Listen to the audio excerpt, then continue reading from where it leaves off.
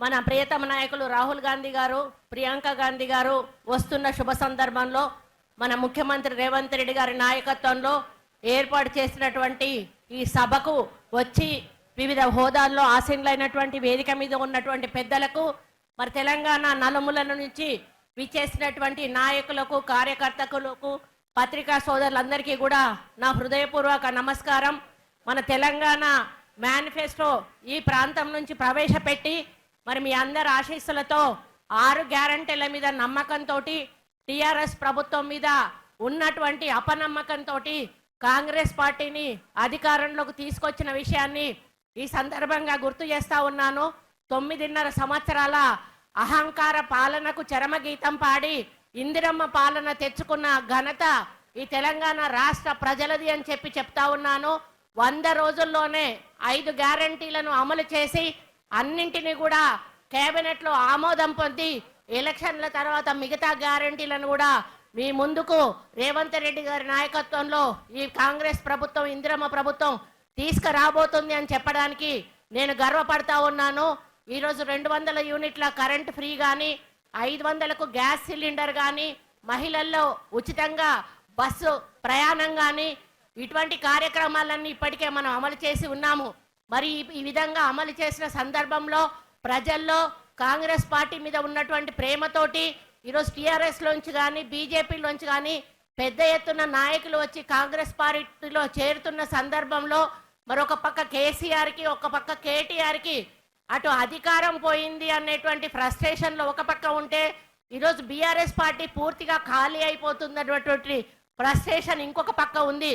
మరి చాలా రోజుల తర్వాత, అంటే నాకు కేటీఆర్ నోటీస్ ఇచ్చిన విషయం కూడా మీకు తెలుసు.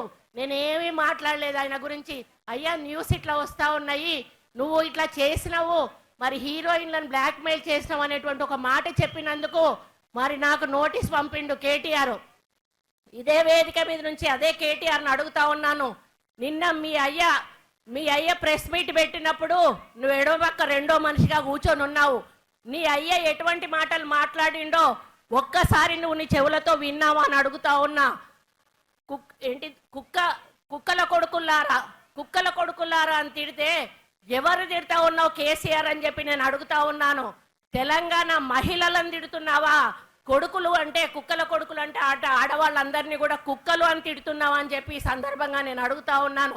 అటువంటి చెప్పనలవిగా అన్నటువంటి బూతులు తిట్టి ఈరోజు నీ అయ్య నీ పక్కనున్నాడు, మరి ఆయన మీద ఏం కేసు పెట్టాలి అని చెప్పి నేను అడుగుతా ఉన్నాను. ఆయనను బహిరంగంగా ఉరి తీసినా కూడా ఆయన మాట్లాడిన మాటలకు క్షమాపణ లేదు అని చెప్పి సందర్భంగా విజ్ఞప్తి చేస్తా ఉన్నాను. కాబట్టి ఇక్కడ ఉన్న సోదరులందరికీ ఒక్కటే విజ్ఞప్తి చేస్తా ఉన్నాను. నేనేం మాట్లాడకుండానే నాకు నోటీస్ ఇచ్చింది. కేసీఆర్ మాట్లాడిన మాటలకు మీరెంతమంది నోటీస్ పంపగలుగుతారో అంతమంది కూడా నోటీస్ పంపాలని చెప్పి సందర్భంగా ఆదేశిస్తా ఉన్నాను. కాబట్టి ఇప్పటికైనా కూడా టీఆర్ఎస్ నాయకులకు ఒక్కటే చెప్తా ఉన్నాను, హెచ్చరిస్తా ఉన్నాను. మీరు తిడితే పడడానికి మేము ఇక్కడ లేము. మేము ప్రజల విశ్వాసంతో అధికారంలోకి వచ్చి ఇక్కడ కూర్చున్నాము. మీరు అధికారంలో అనుభవించి పైసలు దండుకొని ఈరోజు ప్రజల నమ్మకం పొడగొట్టుకొని ఈరోజు ప్రతిపక్షంలో కూర్చున్నారు. మేము అధికారంలో కూర్చుని ప్రజా సంక్షేమం కోసం పనిచేస్తా ఉన్నాము. మమ్మల్ని ఇక మీద ఒక్క మాట మాట్లాడినా కూడా మర్యాదగా ఉండదు అని చెప్పి ఆ చవటలకు, ఆ దద్దమ్మలకు, ఆ టీఆర్ఎస్ నాయకులు అందరూ కూడా చేతగాని వాళ్ళందరినీ కూడా హెచ్చరిస్తూ అందరూ నోరు దగ్గర పెట్టుకోండి, లేకపోతే భవిష్యత్తులో ప్రజలు మీకు తప్పకుండా గుణపాఠం ఇప్పటికే చెప్పారు. రేపు ఎంపీ ఎన్నికల్లో కూడా గుణపాఠం చెప్పబోతున్నారు అనే విషయాన్ని ఈ సందర్భంగా విజ్ఞప్తి చేస్తూ మనమందరం కూడా కాంగ్రెస్ పార్టీ గెలుపు కోసం కృషి చేసి 15 ఎంపీ స్థానాలను గెలిపించి సోనియా గాంధీ గారికి, రాహుల్ గాంధీ గారికి, ప్రియాంక గాంధీ గారికి బహుమతిగా ఇవ్వాలని కోరుకుంటూ మీ అందరికీ నమస్కారం తెలియజేస్తూ సెలవు తీసుకుంటా ఉన్నాను. జై కాంగ్రెస్. సీనియర్ కాంగ్రెస్ నాయకురాలు మంత్రివర్యులు సీతక్క గారిని మాట్లాడుతుందిగా కోరుతాను.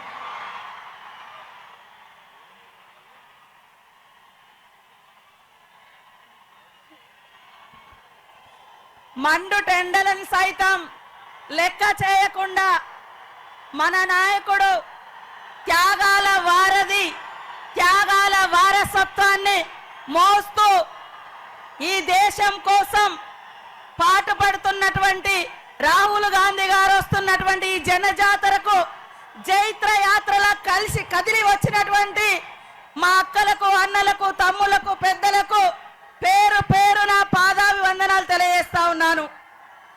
ఆనాడు ఇదే తుక్కుగూడలో ఏర్పాటు చేయబడ్డటువంటి భారీ బహిరంగ సభకు అశేషంగా వచ్చి మరి 10 ఏళ్ల గడీల పాలనను పాతరేస్తామని శపథం చేసిన మీరు అనుకున్నట్టుగానే పాతరేసి ప్రజాపాలన తీసుకొచ్చినందుకు మీ అందరికీ శిరస్సు వంచి పాదాభివందనాలు తెలియజేస్తా ఉన్నాను.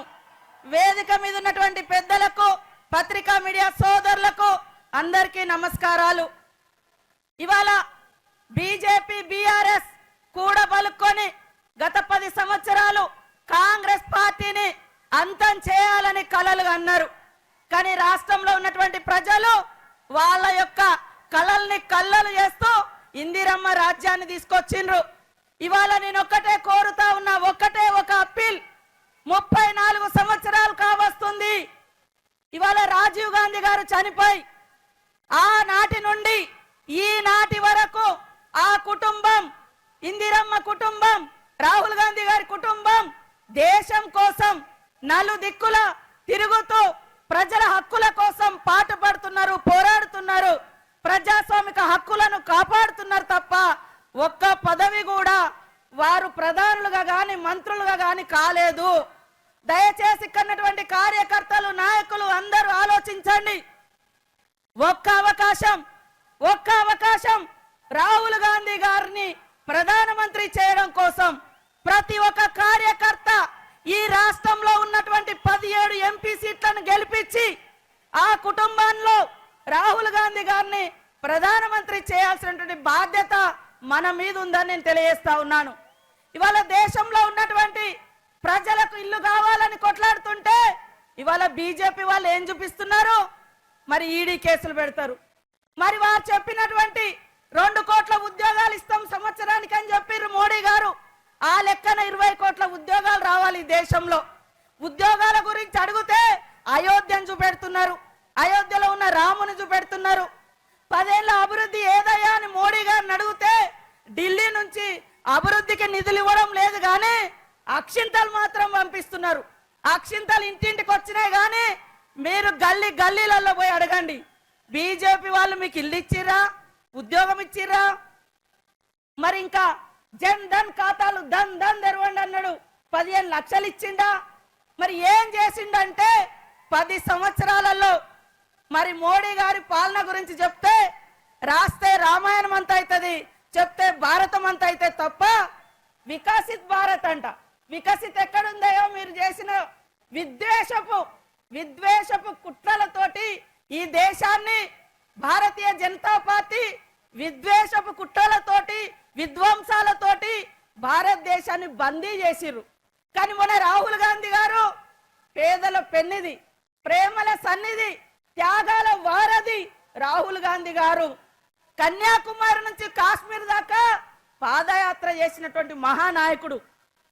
కాబట్టి నేను ఒక్కటే అడుగుతున్నా, ఒక్కటే విజ్ఞప్తి చేస్తున్నాం మీకు అందరికీ. ఒక్క అవకాశం, ఇక్కడ కూర్చున్న వాళ్ళకి ఎంతో మందికి అవకాశాలు రావడానికి కారణం ఇందిరమ్మ కుటుంబం. మీరు కూడా సర్పంచులుగా, ఎంపీటీసీలుగా, జడ్పీటీసీలుగా అయినరు. రేపు ఢిల్లీ ఎన్నికల తర్వాత జరిగేది మీ ఎన్నికలు, గల్లీ ఎన్నికలు. కాబట్టి ఖచ్చితంగా 34 ఏళ్ల తర్వాత ఒక్క అవకాశం రాహుల్ గాంధీ గారికి ఇచ్చి ప్రధానమంత్రి చేయడం కోసం ప్రతి కార్యకర్త, నాయకుడు కష్టపడాలని కోరుకుంటూ కాంగ్రెస్ ఇచ్చిన ప్రతి వాగ్దానం అమలైతుంది. అధికారం పోయినటువంటి అసహనంతో బీఆర్ఎస్ నాయకులు మరి పిచ్చి వాళ్ళ లెక్క మాట్లాడుతున్నారు. నిన్న బీజేపీ నాయకులు కూడా మరి రోడ్డు మీదకి వచ్చి ధర్నాలు చేస్తున్నారు ఇవాళ రైతుల కోసం. అయ్యా, మీరు కార్పొరేట్ కంపెనీల కోసం, బహుళజాతి కంపెనీల కోసం, రైతాంగ వ్యవసాయాన్ని ముంచడం కోసం నల్ల చట్టాలు తీసుకొస్తుంటే వాటికి వ్యతిరేకంగా పోరాడుతున్నటువంటి రైతుల మీద కాల్పులు చేసింది మీరు. ఇవాళ గిరిజన ప్రాంతాలలో ఉన్నటువంటి, ఆదివాసి ప్రాంతాలలో ఉన్నటువంటి సహజ వనరులను దోచుకోవడం కోసం మరి గిరిజన యువతను, ఆదివాసి యువతను, వారి హక్కులను కాలరాస్తున్నది కార్పొరేట్ మోడీ వ్యవస్థ అని ఈ సందర్భంగా తెలియజేస్తూ ప్రతి ఒక్కరు కూడా ఒక్క నెల రోజులు కష్టపడండి. మేమందరం 5 సంవత్సరాలు మిమ్మల్ని అందరినీ కంటికి రెప్పలా కాపాడుకుంటాం, రాష్ట్ర ప్రజల్ని కాపాడుకుందామని ఈ సందర్భంగా తెలియజేస్తూ నాకు ఈ అవకాశం కల్పించిన మీ అందరికీ నమస్కారాలు, ధన్యవాదాలు. జై కాంగ్రెస్, జై కాంగ్రెస్. రాష్ట్ర మంత్రి